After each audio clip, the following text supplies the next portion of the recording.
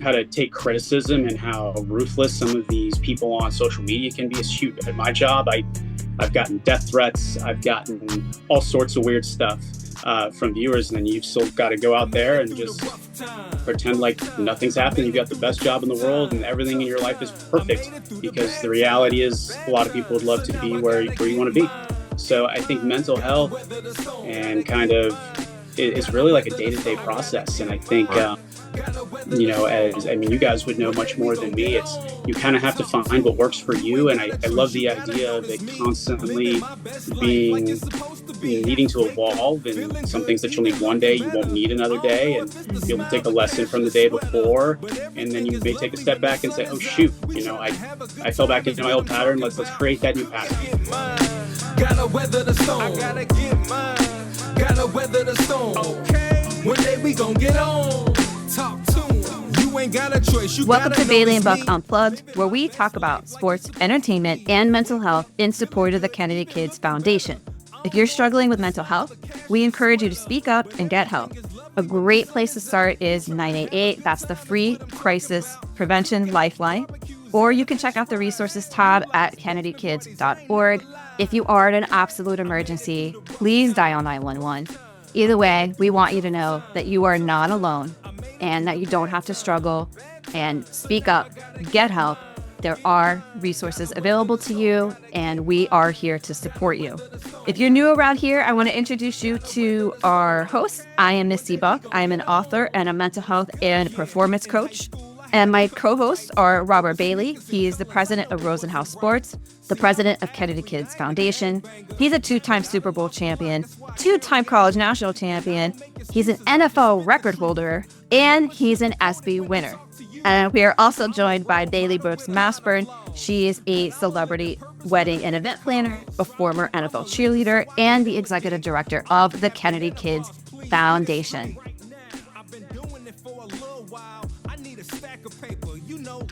Hey, we want to welcome you to Bailey and Buck Unplugged. We have a really special guest with you guys today. Now, we have Josh Moser, who has been instrumental in so many lives here, especially in the sports world. He knows Robert Bailey very well, Bailey Brooks Mastron very well. I am lucky to have just met him. But he is a sports anchor on Channel 7. He anchors weeknight newscasts and also hosts the top-rated Sunday night sports show called Lexus Sports Extra, which we love. It often features guests like Drew Rosenhaus, who has been on this show and we know pretty well for years. And yes, and other celebrity guests. So it's a really, really awesome show. Now, Josh is also an Emmy award-winning journalist, so hopefully we do a decent enough job interviewing him today. We're sort of flipping the script. He's usually the interviewer, so we'll see how this goes, guys. But in addition to being here in Miami, he's previously covered the Packers, the Broncos, and he's got lots of exciting things going on in his life, professionally, but also personally. Now he's covering the Dolphins, so he's finishing with the best team. That's right. Yeah, there you go. That's a great way to think about it. So Josh, so welcome to the show. Thanks for being here and spending your time to talk about mental health and spread that awareness with us. Of course, it's so important. Honestly, it's not talked about enough, and it's weird as you get older. You always hear people, mental health, you need to figure out your mental health, but not a lot of people necessarily have the tools to know what to do. And a lot of times in the beginning, even for me, it's embarrassing to bring it up. So now that I feel like, once you get past that first step, you realize how much better and how much, easier it makes your life, your family's life, your friend's life. And then you can turn around and pass that knowledge on to other people.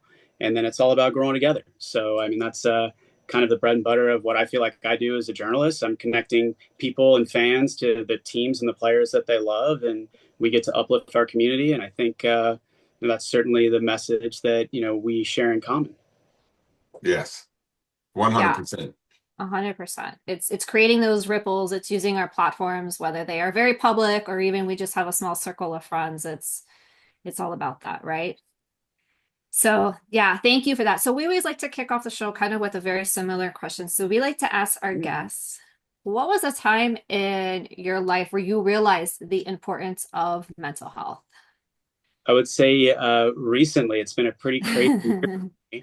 I lost my father this summer. We went to Italy to celebrate his 75th birthday. and he ended up basically passing away on the trip. We had like a medical emergency. At the same time, I found out that my fiance was pregnant, and I not only am I having a kid, but I'm having twins. I am going into the final year of my television contract, so there's a lot of unknown with what I'm going Wow. to do in my professional life. My brother lives in Tel Aviv, Israel, and so he's got bombs going off every other night. So it's like, all right, what are we going to do with him? And then for my mom, she had just buried her brother 8 months prior, and she had just lost her best friend. So we had a lot of mental study. We had a lot going on, and then it's figuring out, okay, which direction do I go, and how do I do the best I can so that I can be there not only for myself but for the people around me that I love, and then let alone still be successful at work to put food on the table. Now knowing that I've got twins to support on the way, and the uncertainty of a job, and all of that. So quite honestly, I really didn't know where to turn. I felt completely overwhelmed, and I actually sought advice myself from a mental health professional. Simply just I didn't have the tools. I didn't Right. know where to turn. It's a range of emotions, and until you kind of go through something, you really don't understand it. And so I've got all this stuff on my plate, and it's all right. I've got 24 hours. I have an old coach who's now back in the NFL, Pete Carroll, and his mantra was win the day. So how do I show up today? How do I win the day? Do the best that I can, and then we're going to worry about tomorrow. And I think through talking to someone regularly and having an outlet a little bit has certainly been beneficial for me. And Robert can kind of maybe relate to this as an athlete growing up. And I would say most men that I'm going to be 40 here soon. So from my parents, it was literally just like rub some dirt on it and get back out there. Or if you're Yeah. hurt, you learn how to push through pain. Otherwise, you're a weakling. You're not good enough. And then at some point, when you're no longer on the field, or even when you're still playing and you're off the field, you still have all of that emotion that you've just suppressed. And then it comes out in this big burst of anger that you can't control. And then you end up essentially maybe saying something, or punching a wall, or the people that are trying to help you, you're the hardest on because you have no outlet. And when you're done, with sports, or you're injured, where you can't get out that aggression on the field anymore, where you have to be now in a business setting and deal with a lot of things that are out of control, how do you maintain all of that? Because you can't just let all that anger and that we'll call, I don't know, testosterone or whatever fueled you to be so good on the field. That doesn't work in a work setting or a home setting. You've got to be able to Right. separate. And I think that has been a huge piece that I feel I would have loved to know as a young person, especially in high school, as we talk about Kennedy, and now with social media, with learning how to take criticism and how ruthless some of these people on social media can be. Shoot, at my job, I've gotten death threats. I've gotten all sorts of weird stuff from viewers, and then you've still got to go out there and just pretend like nothing's happened. You've got the best job in the world, and everything in your life is perfect, because the reality is a lot of people would love to be where you want to be. So I think mental health and kind of is really like a day-to-day process. And I think Right.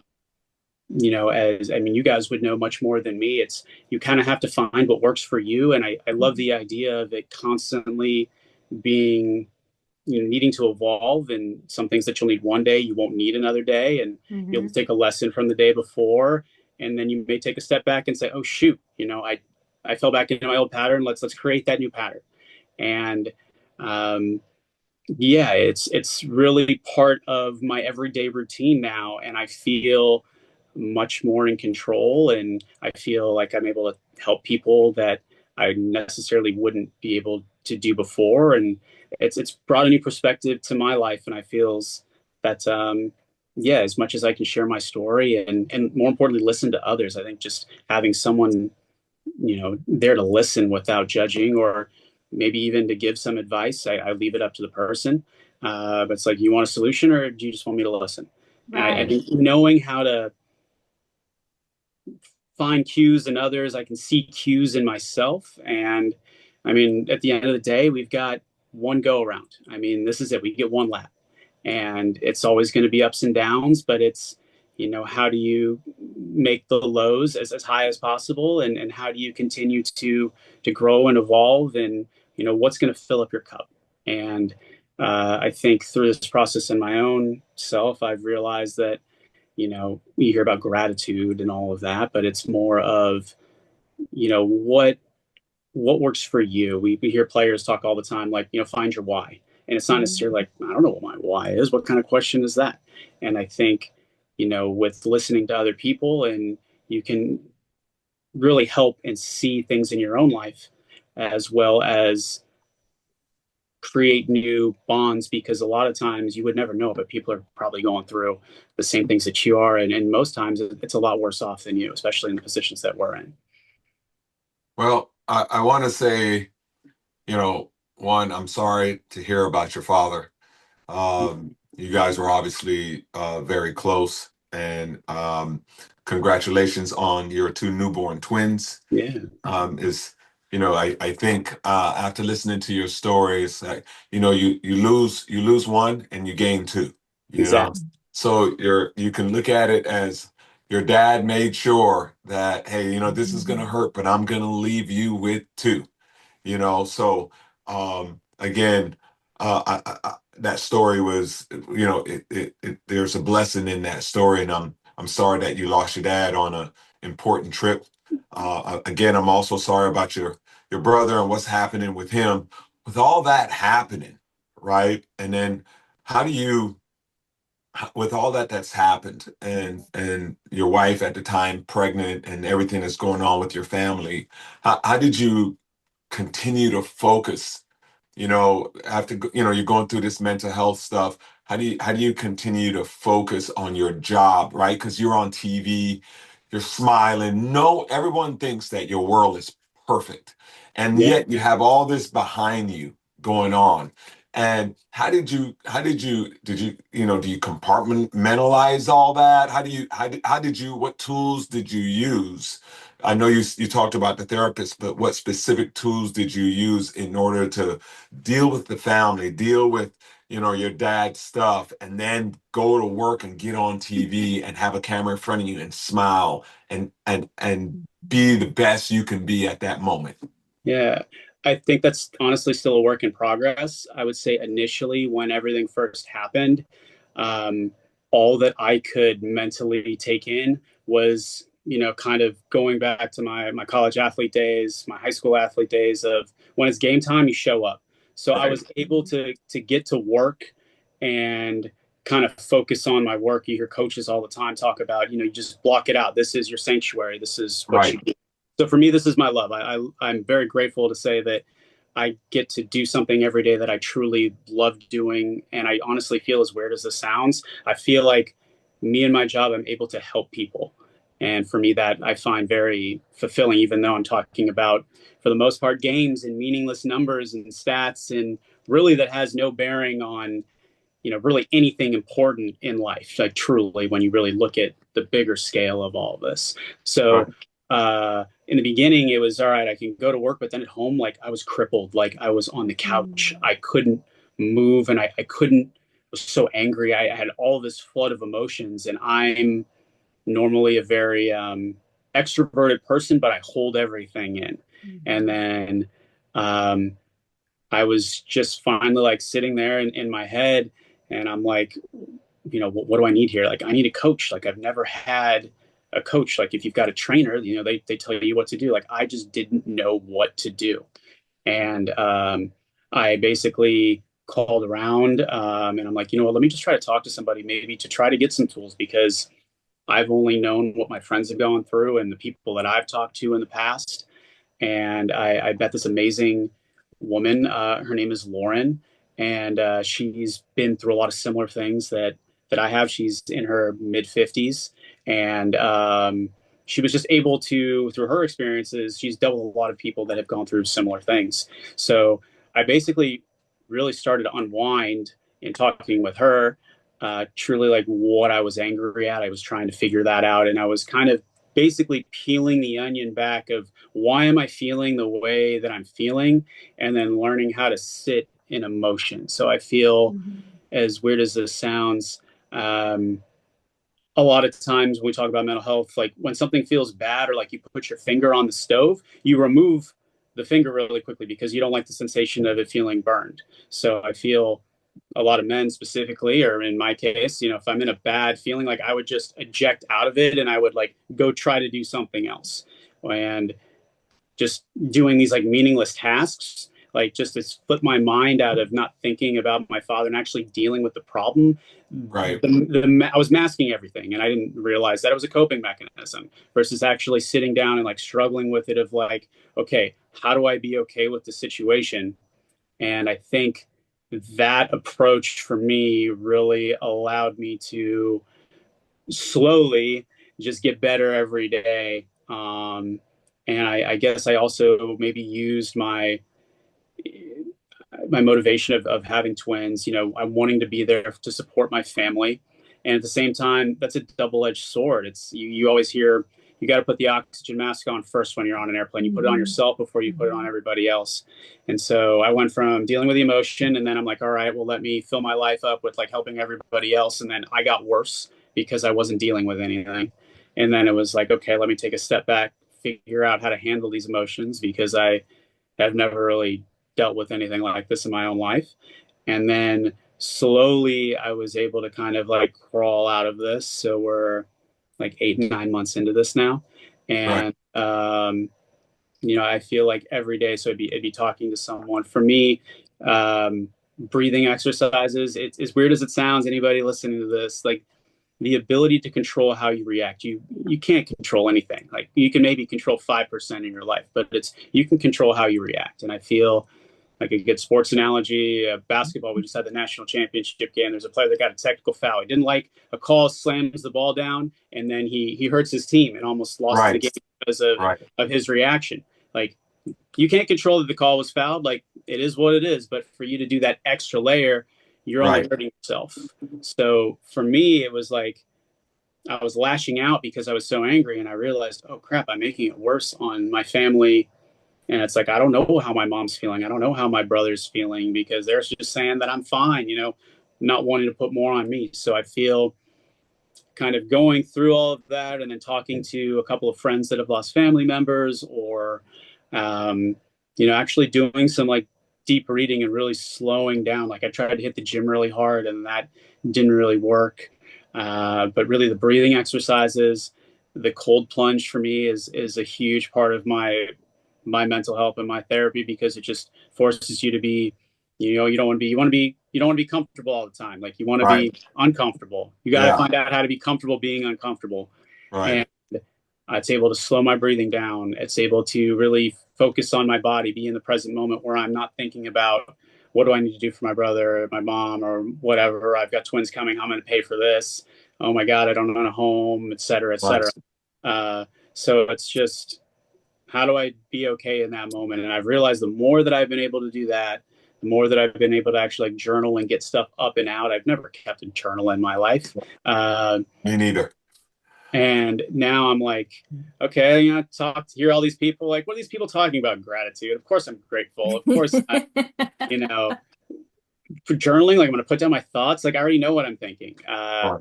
and then it's one of the lines that I really like. I'm a quote person. So not everything you know is true. Right. Is one that I like, or not everything you think you know or believe to be true is true. Right. And so yeah, it's really kind of opened my eyes and changed my perspective. And I think it's something that through your high school ages and your 20s and your 30s, like everything in life is new. Like you're experiencing things for the first time, and I'm very grateful to say I've gotten to experience life and travel to all these places and meet all these people, etc. But now it's like, how can you truly be happy with yourself and sit in a room by yourself with nothing? To me, that is the greatest gift and one of the hardest things to do, especially now with phones and everything. Like, truly, like, be okay with yourself and check in with yourself. And I didn't know how to do that, and I still Right. really don't. I mean, I feel like that's the work in progress for me.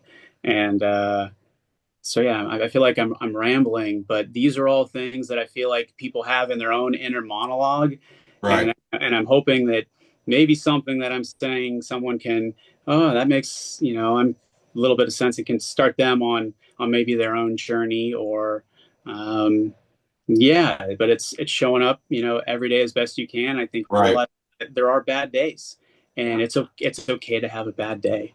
And in the sports world, you can never have a bad day. You have to be perfect all the time. I got to go Every on time. the news in an hour and, basically say that get excited about whatever it is, and even Yeah. though maybe Right. not care about that team, but somebody watching does. So yeah, putting on that mask and that front is tough, and I feel like a lot of us do that.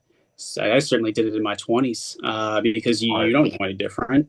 And I feel, when we talk about high school students, and you're trying to figure out who you are, your identity, and you try all of these different things, and um, I feel like that's where parents and peers and so many people, it's good to have these types of conversations. I certainly have never had any of these types of conversations when I was a kid in high school, or they just didn't exist with what I Right. went through. So, um, yeah, here we are kind of in this, 2025 area of where I'm wishing that I had known more about mental health. And now I've learned a little bit, and I know that it's a part of my everyday life, and it's real, and everything works differently with different people. So you kind of got to find what works for you. But the best investment, I feel like, is yourself. Yeah. And that's not selfish. It is, what can you do to be the best that you can be on your own terms? And the best news is that there are people and there are tools that can help you, and that don't be embarrassed to ask, because if the longer you wait on things, the harder it's going to be to fix. So if you just get to that problem now, or even if you don't even have a problem, you can realize new things about yourself and continue to unfold and improve, and most importantly, be happy, because at the end of the day, that's really what you want to be. Is you want to be happy, you want to be content, you want to be fulfilled, and whatever that looks like in your own life, I encourage anybody listening to Right. go and chase that. And that's not easy, but we always talk about choosing your hard. What do you Right. want your heart to be? Do you want your heart to be sitting in a room by yourself, miserable, hating the world, or addicted to your phone, or video games, which are not part of real life? It's a fictitious reality. Or do you Right. want to take the time to go be around people, foster great relationships, learn a lot about yourself, go try new things, go through a struggle, together with someone. Another good analogy someone gave me that I really like with mental health, especially with newborns. If you're a caterpillar, if you cut the cocoon, the caterpillar is going to die. So it's the struggle in which the caterpillar, being wrapped up in that tight cocoon, becomes the butterfly. That's your metamorphosis. So you learn so much through that struggle. And for anyone that's struggling, it's getting through that struggle. You don't realize what's on the other side, and once you get to that other Right. Yeah. side, I you're can't hold on. reborn. I have to just say something. I cannot believe you just said that, because right before we got on this podcast, I was recording a video for my Yeah, Instagram and I was talking about the butterfly cocoon yeah, thing. Like I literally just did a video about this, right? yeah. I don't know. Do you remember who it was that told you this? Because I learned this sort of similar concept from George Mumford. Do So you remember? I've heard it a couple times from the woman that I speak to, and then Uh-huh. I was reading the children's book, The Caterpillar, that's been around for her. Ah. Had that on That's my awesome. um, so so yeah, there is meaning in books, even if they're audio books. Yeah. I, But that, it's just finding what works for you, and yeah. uh, you know, yeah, I call her my niece. Her name's Cassie. But Cassie has autism, so it's just autism day. So it's like what works for her won't work for anybody else. But it's like, another stupid quote, if you will. It's when you try things, you just learn not how to Listen, do something. So we talk about like Thomas Edison failed 100 times, before he made the light bulb. Well, he didn't fail 100 times. He learned 99 ways not to make the light bulb. So right. it's, we learn by failures, and if we keep succeeding all of the time, you don't learn anything. So it's about Right. that struggle and embracing that struggle, and kind of stacking this knowledge. And then the more that you keep stacking, and as we talk about maybe sports, when we're lifting weights, we're literally tearing muscle fibers so that we can build them back stronger. And that's all we're doing with the mental aspect of this. And it's just realizing that it's the same, it's just in a different arena, and it's Right. just as important, and if not more so important, because if it's not working between the ears, your muscles in your body aren't going to work. And if your muscle and bodies don't work, then you're sick, and then you can't do anything. So no one wants Right. to be sick. You want to be healthy. So yeah, just kind of the new perspective here. And yeah, as we all kind of sharing our own stories, and yeah, that's what's going on in my life. Well, So you sound yeah, like a mental health professional and not a yeah, he does. sportscaster. 100%. One thing I want to say, you mentioned the newborn, your newborn boy and girl, and Misty also has a newborn as well. I don't know, Misty, would you call him a newborn? I wouldn't call him a newborn, right?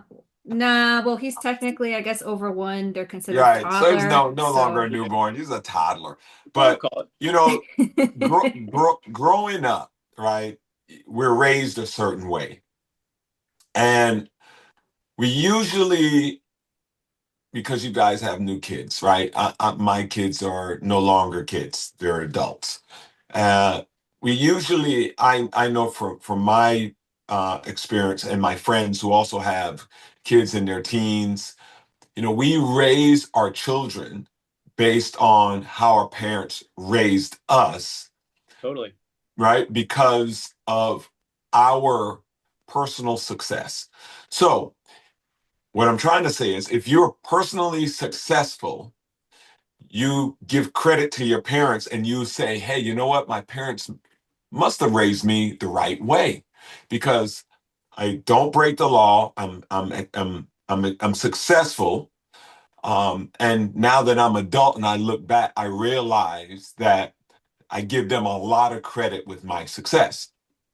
So, but that was during a time when social media and telephones, the computers, the video games, it wasn't as popular, the technology, the advancement as it is today.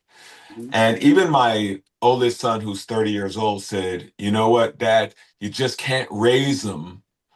These kids, you can't raise them the way you were raised. They don't identify with that, Mhm. right? So the question I have for you is, what is your plan in terms of you and your wife? What is your plan in terms of raising your newborns based on the mental health tools that you have picked up, the experience that you have? Do you and your wife have a particular plan where you guys talked about, hey, what are we going to do with our little ones? Are we going to give them phones early? What is the plan for you, Josh? Um, Honestly, like we really haven't talked about it too much. Just being candid, our little ones were 2 months premature, so we're only a month old right now. So we're kind of in the survival mode of just kind of getting through the day to day. But I think as we talk about this, even in my own personal experience, communication is really everything. You want to have an open line of communication. And I would say that with my own experience with my father was a very unemotional guy. He and I have never had an emotional conversation. He was almost truly, I feel, looking at it now, almost incapable of having one, even though that Right. I knew he loved me very much. It was just not what he could do. And maybe that's more of what I needed. And Because of the times that he was living. correct. And you can't fault him for that. Right. I feel if we want to talk about high school kids, you think about Kennedy and these phones and all of that and everything now, it's such a crazy world. It's you have so much information, but how do you discern like what is true and what will work for you versus what is just noise? And I think that is is paramount in kids, but the reality is they're going to have to figure that on their own. Yeah. So for me, I guess my parenting style, I don't know, it's just crazy to even think about. But I would kind of approach it from, if you don't ask, like ask questions. Like as a journalist, like my job is to ask questions. There is no right or wrong. I mean, there are right and wrong, but it's like why? Like why is it right? Why is it wrong? Let me understand, because if you just tell me yes or no, or if I'm yelling no all the time or yes, just giving in because I don't want to deal with you, I'm not learning. Now I'm just learning a pattern of I'm just going to try to get my way. But if I Right. can if I can answer the question of why am I doing this? Oh, okay, now I can rationalize, or my kid can rationalize, oh, this makes sense. And then they might be able to do that a couple times. And it's like, well, why are we doing it this way? Maybe there's a better way. Maybe there's a better mousetrap. And let's figure it out.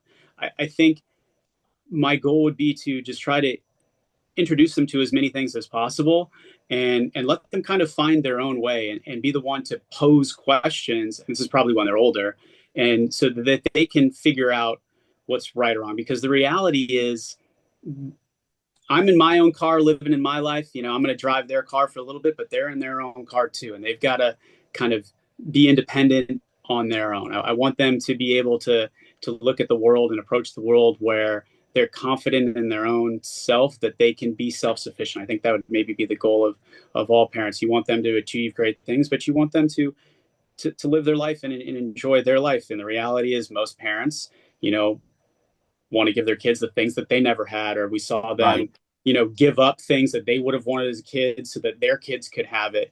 But nowadays, I feel like a lot of times these kids that I even talk to, college and high school, they don't want what their parents had, even if their parents were super successful. They want to go do their own thing, but Right. then they are at a crossroads with their parents because their parents cannot rationalize why they want to go do something different. Right. Uh, Less kids so are taking over the family business. exactly. So, I think the best thing is just to be open and to have conversations. I mean, and that's really what it comes down to, because I feel at the end of the day, like, you just want to be secure as a kid or as a parent, and you want to be loved. You want to know that there's people that believe in you and that want to support what you're doing.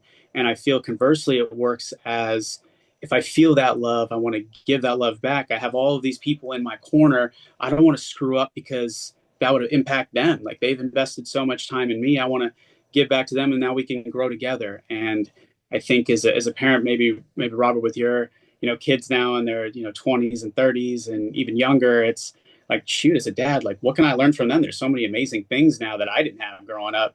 I Right. even listened to my niece is 13, like, talk about AI, and I'm like, I don't know anything about AI right now, and that's the next thing in the world. It's going to be kind of, I feel, amazing, but I think just be open and realize that I don't have all of the answers, even though that I'm going to be dad, and dad's supposed to be the figure of the guiding light. I think it's okay to tell your kids, like, you know what, I don't know, but let's go figure out that answer together. Right. And I I love think, that. I yeah, love that. So you're a quote guy, right? So sure. one of like my favorite quotes, it's a book I'm reading, Zen Mind, Beginner's Mind, and I've heard this quote before, but now I realize where it came from. Anyways, so the author Suzuki, he says, in the expert's mind there are few possibilities, but in the beginner's mind there are many. Yes. And it sounds like what you're saying. Yeah, I mean, I think that's as we talk about, as we get older, for me, and like, I go back to my high school days, my college days, I didn't know who I was, but you're experiencing everything for the first time. And so now then you're all of a sudden a quote unquote expert because you're 30 years old and you know it all. But the reality is you don't know anything. But you don't know that. You can't Right. make that assertion. So I don't know. I think there's something about curiosity. Like, I want to be around people that are like curious, that want to know things, how they work. Like, and it could be in all different avenues. Like, there's so much to learn and to do and experience. I feel, as we talk about, I don't know, the way I was raised, it's like, all right, you need to go do good in school so that you can go to good college, so that you can get a good job, so that you can buy a house, so that you can raise a family. And like, that's what you do. But now, Right.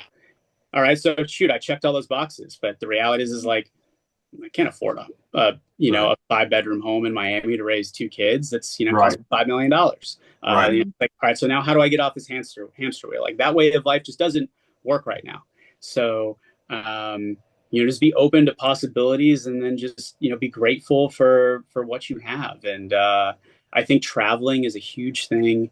We hear people all the time, I'm going to do it when I retire. I'm going to go live all of these adventures, but you're going to beat yourself down so much by the time that you're, retired. You're not going to be able to enjoy those things the way that you would Right. if you were able to go earlier in life. So I think we're seeing this big shift, and I feel it's all kind of just trial and error, but that's kind of the beauty of it. Of, can you laugh at the small stuff, and can you realize, all right, this didn't work, let me alter course. Like, how do I be flexible? And we're athletes where you live in that routine. The reality is a routine in real life like doesn't work. Like, you can stay in much of a routine as you want, but something happens today. All right, great, I got to drop everything I'm doing to go take care of this emergency. And I think that ability to be able to take a breath and to say, okay, let's assess the situation and figure out what to do versus just react, is something that all of us can benefit from, and certainly something that I really try to do in tense situations or situations where I'm tired or whatever it may be. Yeah. That's great. Maybe Tired could not Misty. be the word right now. Yeah. That's Maybe probably not accurate. Misty, what is your you have a 1 year old. What are your plans and how you're gonna raise your son for to help his mental health? I think a lot of listeners, like I would love to hear that. I don't know what the answer is, and you're the expert, and obviously Josh is on his beginning of his journey, but do you have a plan on how you're going to introduce your son to the different tools and how to protect him with his mental health? Well, I mean, it for me, Robert, it starts right now, right? It starts with modeling things. I think we talked about this on the episode with Tattoo Baby, but it Yeah. starts with, to me, recognizing that for me personally, the hardest part of parenting is being the person that I want to model for him. And so recognizing my faults, recognizing when I make a mistake, altering the core, you know what I mean? Stuff like that. But also being able to admit, okay, like I made a mistake, or let me show him a better way. So there's self-compassion involved as well. Um, Stress management, certainly all these things, Josh, that you've been talking about with coping skills and all of that. So that putting your mask on first, like you said. So I think that's part one of it. And then you could there because like everybody, you watch and you observe more than you listen, right? So Right. I think that's super important. And that, just again, just trying to be, I had my son at 42. So a lot of people say, oh, the people that had my kids older, I have less patience than I would have if I had them younger. I actually feel like I have a decent amount of patience with them, but I'm trying, right? To like, okay, like we're having a tough emotion right now. Instead of getting like angry at him for being a toddler, what if I just give him a hug? What if I take a deep breath, even though he doesn't know what the heck I'm doing yet because he's only 15 months, but stuff like that, I think is going to be important as we go, and then helping him. And on all these shows, by the way, like Miss Rachel, which we're obsessed with over here, they talk this like emotion song, like, it's so much more a part of the conversation than when we were growing up. Right. So Yeah. I think that's really going to be really helpful. So A question for you both. What age are you guys going to give your kid a phone, and what age are you going to let them get on social media? Josh, you first. yeah, you answer that, Josh. um honestly, I don't know. I'm curious to That's see. actually like a real thing you got to think about now. Are you Yeah, going to be the parent that gives them an iPad when they are crying for something to keep them busy, or are you going to be a parent that physically does stuff with them instead of giving the iPad?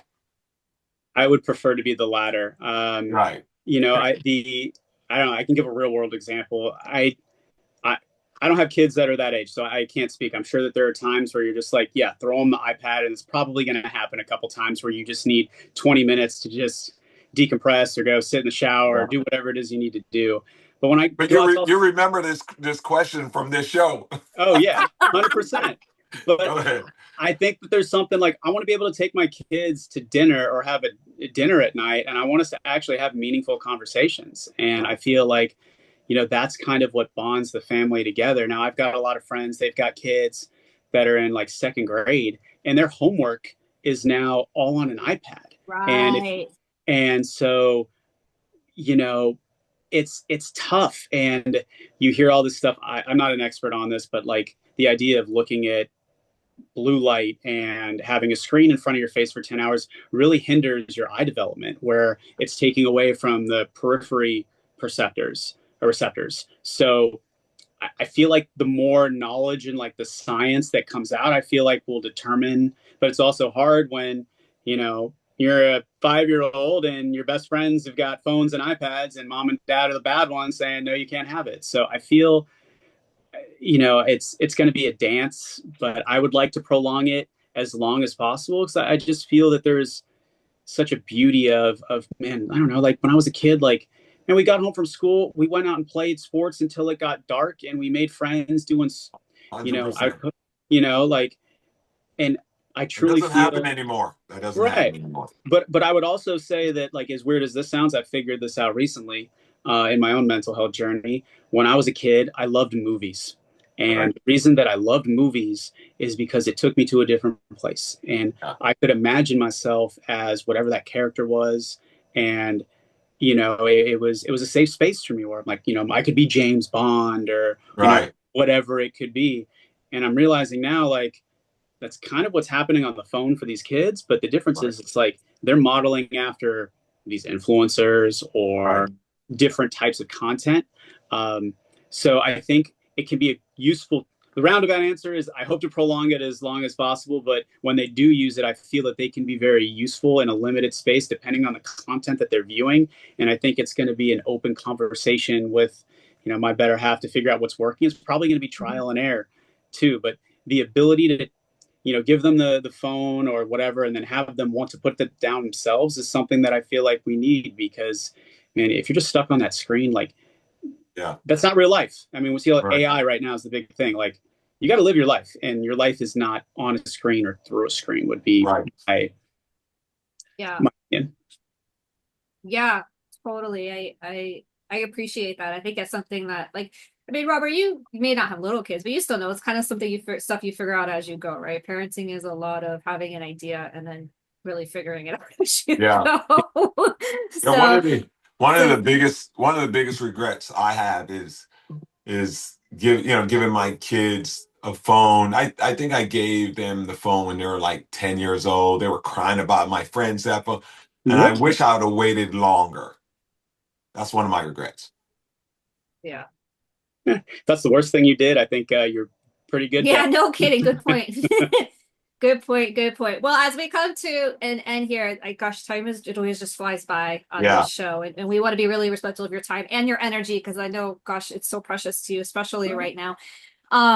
So we always like to ask our guests as we wrap up, Mhm. what are the top 3 ways that you change your mood? So let's say you are having a bad day, or you wake up not in the best mood, or something, something's going on. I know you mentioned breathing exercises, which maybe you can share a specific one for our listeners who aren't familiar with that. Yeah. Sitting in your emotions. You mentioned the what was it? The bath thing. Oh, I'm forgetting the name of it right now. The ice The cold plunge. There you go. The cold Mhm. plunge thing. So are those your top 3? The gratitude journaling, like, what are your top 3 things that you're right now? Because you mentioned that they change, and they do. So right now, what are your top 3 go-to coping skills?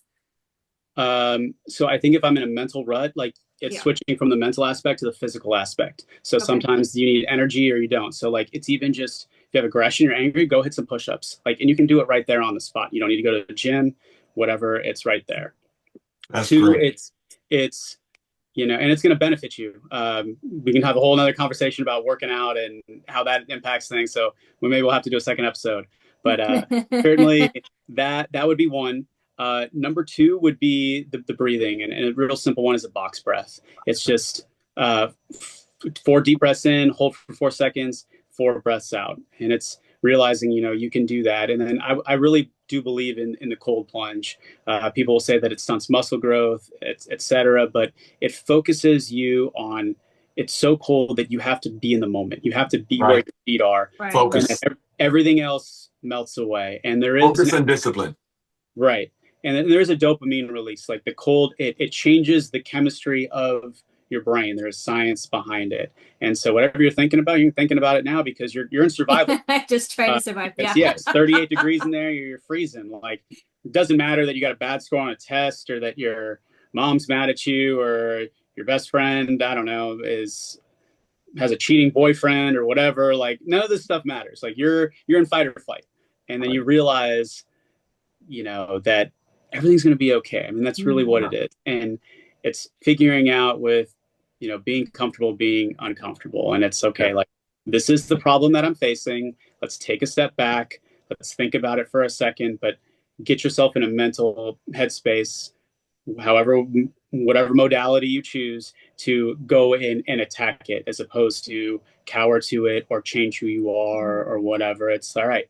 I have an obstacle. How do we overcome it? And I think community is a big part of that too. So it might even just be, I'm having a crummy day. Hey, let me call a friend. Let me get some energy up from someone else. And then someone calls me, hey, I need to talk to you about this. Great. You can be up for them. And then sometimes me helping someone else helps me in return. I feel fulfilled. I feel better. And now I am past whatever I was dealing with. So those would be probably my top go-tos.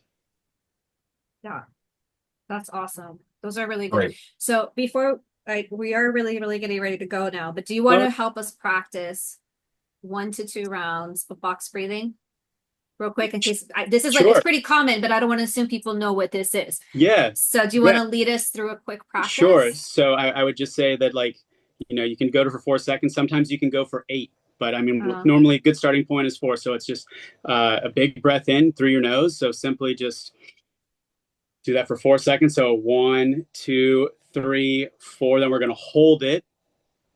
1, 2, 3, 4. Then we're out through the mouth. 1, 2, 3, 4. And then if you do that about 10 times, and you'll feel your heart rate just slow down. And then that's the biggest thing. It's in any situation, whether you're mad, whatever, if you can just slow down, think for a second instead of reacting, and you can just say, okay, everything's fine. I'm okay. Now we're going to handle this. And then a lot of times you realize that once you handle it, you're going to feel a lot better. So a lot of people are fearful. They have anxiety about the future, stuff that you can't control. And you realize once you do it, oh, that was nothing. Why was I freaking out about this for 2 weeks? And then you've built that bridge. Now you're like, oh, I had a job interview, whatever. Great. I crushed that. I know I'm going to be great on the next one because I already did it. And if you don't do it, okay, what did I do wrong? Let's assess. Let's not be mad, but now I'm going to do better the next time. And I'm going to make sure that I take advantage of that next opportunity. And I think having that support, having those conversations, and if you're happy with yourself before going into all of that, you know that you're going to be okay. And I feel like that's the opposite of what we were taught, is if you don't get this job, if you don't get this, if you don't get this, but it's actually, I've found it to be for myself the opposite. Right. That's super, super. Thank you for that tool.